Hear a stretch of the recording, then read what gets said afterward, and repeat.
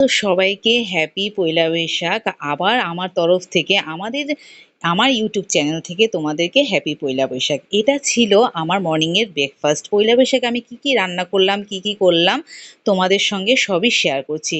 এটা মর্নিং এ ছিল আমার ব্রেকফাস্ট। একটু হেভি ব্রেকফাস্ট করেছি বুঝলে, কারণ লাঞ্চটা তো একটু লেট হবে আর রান্না বান্না করতেও সময় লাগবে তাই। আর এগুলি ছিল নাড়ু, যেগুলি আমার মা রেডি করলো। অ্যাকচুয়ালি মা ছাড়া এগুলি আমার পক্ষে করা পসিবল না। আর তোমরা তো জানোই আমার চ্যানেলটার নামই হয়েছে সিম্পল লাইফ, তো আমি থাকিও সিম্পল ভাবে আর চলিও একা একা, তো এত কিছু ঝামেলা আমার পক্ষে পসিবল হয় না। মা এসছে বলে এগুলি সব করতে পারলাম, সব উনিই হেল্প করেছে। এটা ছিল কাঁঠালের ইঁচড় বুটের ডাল দিয়ে, খুবই টেস্টি হয়েছিল।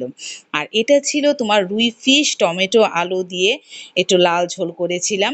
দেখো ধোয়া উঠছে, তো আমি তখন নামিয়ে সঙ্গে সঙ্গে ভিডিও করেছি। আর এটা ছিল মাটন, তখন আমি কুক করছিলাম, তো ঠিক ওই টাইমটাতেই আমি ভিডিও করে ফেলেছি। ভাবলাম যে না, তোমাদের সঙ্গে যেহেতু শেয়ার করব, স্টার্টিং থেকেই শেয়ার করি।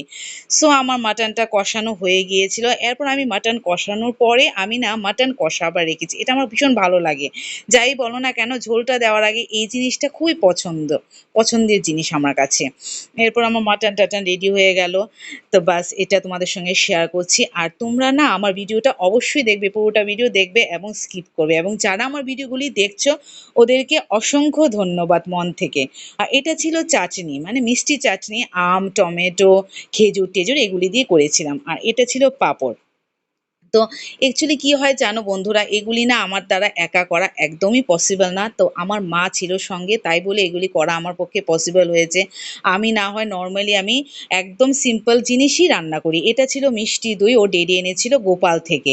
আর এই যে প্লেটটা দেখছো সেটা ছিল আমার প্লেট। তো এটার মধ্যে তোমরা দেখবে ইলিশ ফ্রাইও আছে।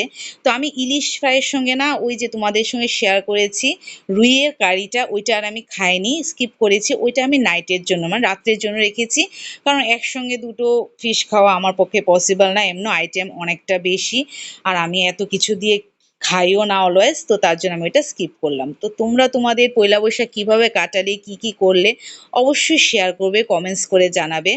এবং সবাই ভালো থেকো, সুস্থ থেকো। Thank you all of you.